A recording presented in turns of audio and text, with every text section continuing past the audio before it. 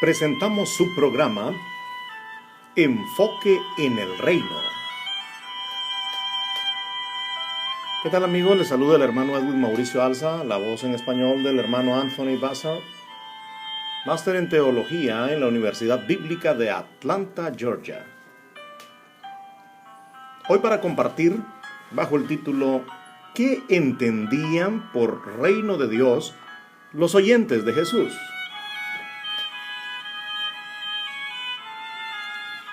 El Nuevo Testamento comienza con el anuncio del reino en términos expresivos.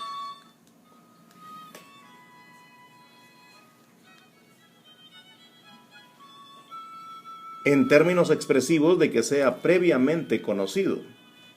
La predicación del reino, su simple anuncio, sin el menor intento de explicar su significado y su naturaleza, el lenguaje en el que fue transmitido a los judíos.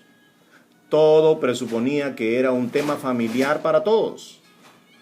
Juan el Bautista, Jesús y los 70 proclamaban el reino de una manera sin definición o explicación, lo que indica que sus oyentes estaban familiarizados con su significado. En la apertura de las páginas del Nuevo Testamento se da por sentado que el reino era algo bien conocido, el objeto de la fe y de la esperanza. Esto escribe F.N.B. Peters en su libro El reino teocrático de nuestro Señor y Salvador, volumen 1, página 181. Los feligreses quedan a menudo perplejos cuando se sugiere que Jesús fue el primer evangelista, introducido por Juan el Bautista. Jesús, creo, era importante, pero no solo porque murió por los pecados. Jesús fue en realidad el evangelista supremo, el portador del evangelio del reino de Dios. Jesús vino a salvar y trabajó como evangelista por varios años antes de su muerte. Mateo, Marcos, Lucas y Juan nos cuentan de este hecho primario página tras página. El anuncio del evangelio por Juan el Bautista y Jesús acerca del reino de Dios. Jesús habló a los judíos en su discurso de apertura que no tenía la intención de confundirlos con sus palabras, de manera tal que no podrían haberlo entendido ellos. Jesús frecuentemente apeló al Antiguo Testamento, llamado así, en realidad las Escrituras, como revelación divina, cosa común en él y en su audiencia. Moisés, según Jesús, había escrito sobre el Mesías, pero si uno no estaba dispuesto a creer lo que Moisés escribió, sería imposible creer lo que Jesús dijo. Juan 5, 46, 47. Después de la resurrección, Jesús reprendió a los discípulos por su incapacidad para entender lo que los profetas habían hablado. Lucas 24, del 25 al 27. Esto significa que lo que los profetas escribieron era inteligible, se podía entender, se entendía perfectamente. Existía ya una clara evidencia de la fiabilidad de las predicciones de los profetas. Miqueas había predicho el lugar de nacimiento del Mesías. Isaías había previsto la actividad del Mesías como un hacedor de milagros y sanador. Isaías 35, 5 y 6. El significado que atribuye Jesús a la frase el reino de Dios solo puede ser el significado que se da a esa expresión en las Escrituras, el llamado Antiguo Testamento. Si otro concepto era el que quería fijar o presentar como reino de Dios, alguna explicación sería necesaria al comienzo del ministerio de Juan el Bautista para evitar malos entendidos. El hecho es que Juan y Jesús hacen su anuncio del reino en la presunción de que su público sabía lo que era el reino. La gente reaccionó al venir a Juan y a Jesús por medio del bautismo. No se podría haber hecho esto en ausencia de información acerca de lo que el reino era. Jesús habló a Israel, a quien los oráculos de Dios les habían sido confiados, según Romanos 3, 1 y 2. De acuerdo con Pablo, Jesús vino a confirmar las promesas hechas a los padres. Romanos 15:8. El reino en sí era el objeto de la promesa divina, como el reino que Dios ha prometido a los que le aman, según escribe Santiago 2:5. Es imposible pues que Jesús podría haber abierto su ministerio en Galilea anunciando el reino de Dios en un sentido distinto del que era claro para él y para su audiencia. ¿Qué sentido tiene esto? Aunque la frase reino de Dios no aparece exactamente en esa forma en la Biblia hebrea, la idea es subyacente. John Bright declara que toda la Biblia con razón se podría llamar el libro acerca de la venida del reino. Un pasaje clásico para definir el reino de Dios es 1 Crónicas 28. El rey David se dirigió a un conjunto de funcionarios declarando que Dios lo había elegido para ser rey sobre Israel para siempre. 1 Crónicas 28:4. Del mismo modo que Dios había escogido a Salomón para que se siente en el trono del reino de Jehová sobre Israel, Salomón fue debidamente coronado rey del reino unido de Israel. Él le ungió como rey para Jehová. 1 Crónicas 29:22. Esto significa que se sentó en el trono del Señor Dios como rey, en lugar de David su padre, y él prosperó y todo Israel le obedeció. Posteriormente,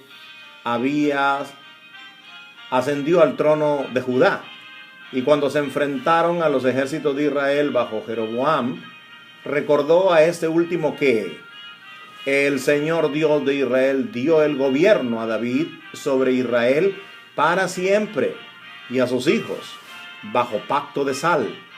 Segundo Crónicas 13:5.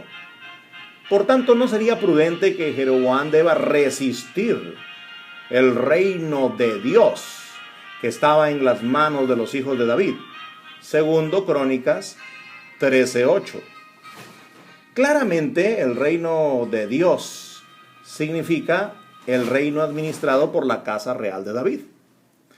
El pacto davídico había nombrado el trono de David como el reino de Dios cuando Natán había dicho a David: voy a confirmarle, o sea, al descendiente de David, en mi casa y en mi reino eternamente, y su trono será estable eternamente.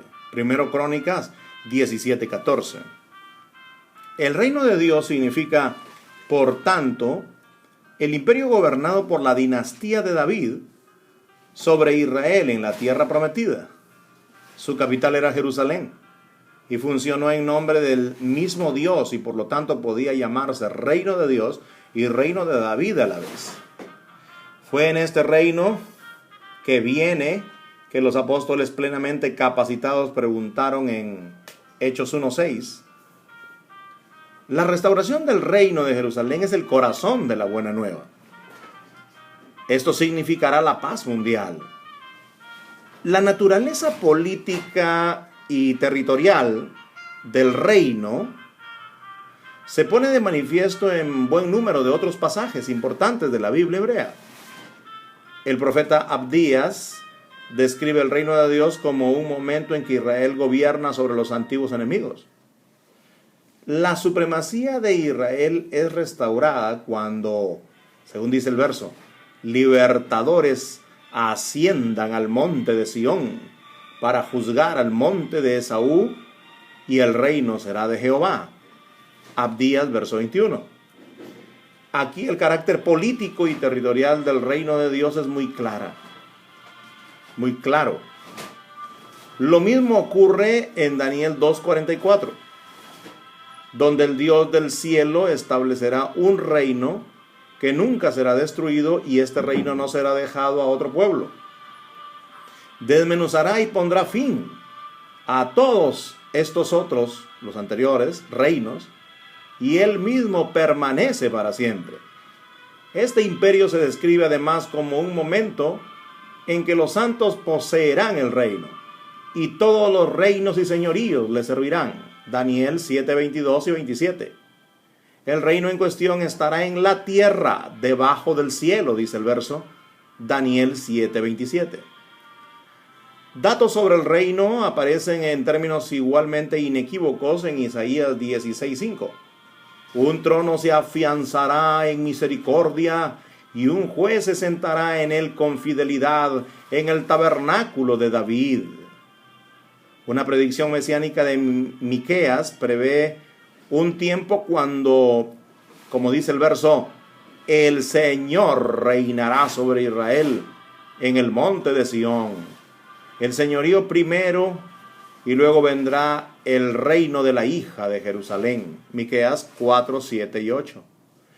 Es un hecho bien conocido que los Targumim, o sea, los comentaristas judíos, aclaran estos pasajes con la paráfrasis: el reino de Dios será revelado.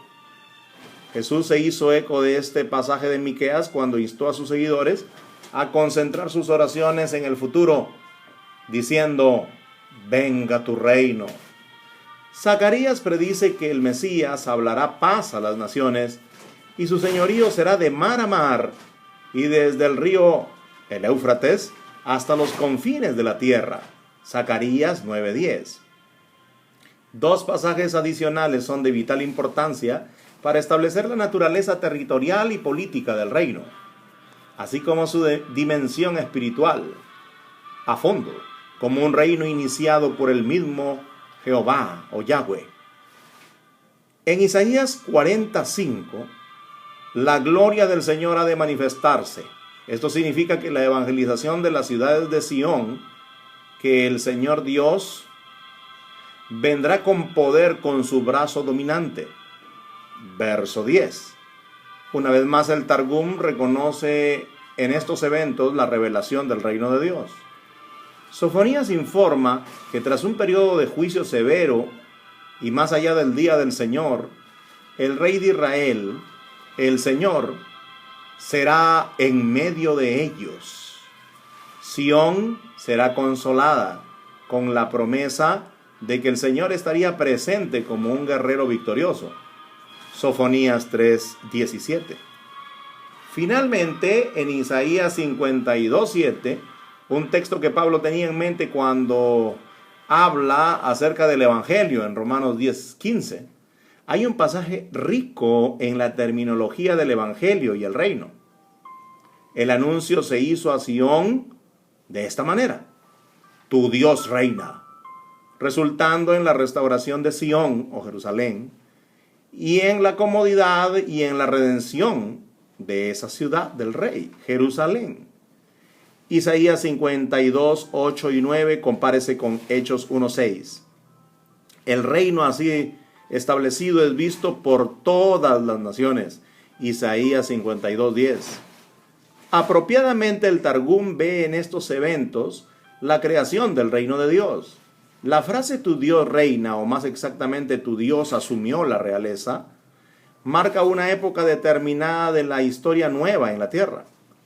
No hay nada abstracto sobre el reino, ni la soberanía eterna de Dios, que fue el objeto de estas profecías. Es más bien un hecho político que marca la intervención de la deidad en tomar el control del reino mediante la instalación de su gobernante, el Mesías, como cabeza de una teocracia en Jerusalén. La base del concepto se encuentra en el pacto davídico, que anticipa a un miembro de la casa de David, que preside el reino en la tierra prometida. Compárese también con Salmos 96:10. El Señor ha asumido su reinado. En vista de esta masa, de esta gran cantidad de evidencia convergente, debe quedar claro que cuando Jesús anunció el reino de Dios, no tenía por qué decirle a su audiencia que no iba a ser como lo habían anunciado los profetas. Es sorprendente que los comentarios bíblicos y los comentaristas en realidad no se han percatado ni manifestado Los comentarios no se han hecho sobre los aspectos políticos, territoriales y nacionales del reino de Dios conocido por los lectores. Jesús no estaba hablando en el aire cuando anunció la cercanía del reino de Dios. El reino es algo profundamente arraigado en la conciencia nacional de Israel y inequívocamente definido por el texto hebreo y los targúmenes, que ha obstaculizado gravemente la comprensión de la naturaleza del reino de Dios y por lo tanto del evangelio cristiano. Es la teoría trillada que Jesús debe haber estado hablando de una cosa espiritual y no de un reino político y geográfico. Un judío legítimamente podría objetar que un reino dirigido por el gobernante ungido Mesías en Jerusalén es completamente espiritual. Es a la vez espiritual y político, tanto nacional como universal. La falacia de los comentarios ha sido tanto establecer lo espiritual en contra de lo político, aunque estas ideas no se excluyen mutuamente. Sin embargo, en la Escritura este no es el caso. Una profecía en que se detallaba el lugar geográfico en la tierra en la que el Mesías había de nacer, Miqueas 5:2, no es menos espiritual que la profecía de su sufrimiento por los pecados del mundo, en Isaías 53. La profecía que anunciaba la concepción del Mesías de una virgen era igual de espiritual, aunque relacionada con la vida de una virgen israelita en particular, en un lugar específico. No se puede afirmar razonablemente que el reino de Dios significa algo para Jesús en Marcos 1:14-15, que el patrimonio que había sido transmitido a él.